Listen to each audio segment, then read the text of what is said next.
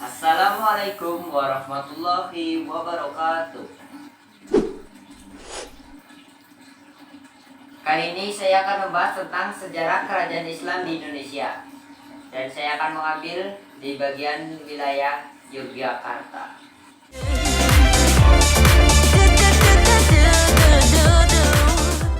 Kerajaan yang saya ambil adalah Kerajaan Mataram Islam. Dan saya akan membahas hal-hal sebagai berikut. 1. Letak geografis. Pengembangan sektor agraris Kerajaan Mataram Islam berkaitan dengan lokasinya yang terletak di antara Sungai Opak dan Sungai Progo yang merupakan wilayah yang subur. Kerajaan Mataram berdiri di kawasan yang kini masuk dalam wilayah Yogyakarta. Kerajaan ini berlokasi di Alas Mentawok yang saat ini sudah menjadi Yogyakarta. Pusat pemerintahan Kesultanan Mataram saat itu adalah di Kuta Gede, atau saat ini lebih dikenal dengan sebutan Kota Gede. 2. Sistem pemerintahan. Sistem pemerintahan yang dianut Kerajaan Mataram Islam adalah sistem Dewa Raja. Artinya, pusat kekuasaan tertinggi dan mutlak berada pada sultan atau raja. Dan nama-nama raja yang berpengaruh antara lain sebagai berikut. 1. Danang Sutawijaya atau Panembahan Senapati. Beliau merupakan pendiri sekaligus raja pertama dari Kerajaan Mataram Islam. Yang kedua ada Raden Mas Jolang atau Sultan Anyakrawati. Beliau merupakan putra dari raja pertama. Lalu yang terakhir, yang menurut saya paling berpengaruh, ada Raden Mas Rangsang atau lebih dikenal dengan Sultan Agung.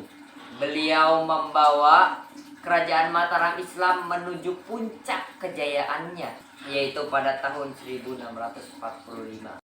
Beliau memimpin dari 1613 sampai 1645. 3. Sistem perekonomian. Kerajaan Mataram Islam menganut sistem ekonomi tradisional. Mataram Islam menggantungkan ekonominya pada pertanian. Perekonomian kerajaan ini berkembang pesat berkat adanya penarikan upeti. Penarikan dilakukan oleh Mataram Islam dari wilayah-wilayah kekuasaan penghasil beras. Lalu yang keempat ada sistem sosial budayanya.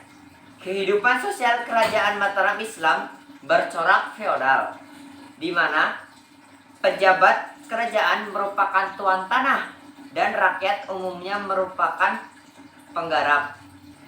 Penggarap adalah orang yang bekerja atau menggarap tanah milik orang lain, biasanya dengan imbalan berupa sebagian dari hasil panen atau upah.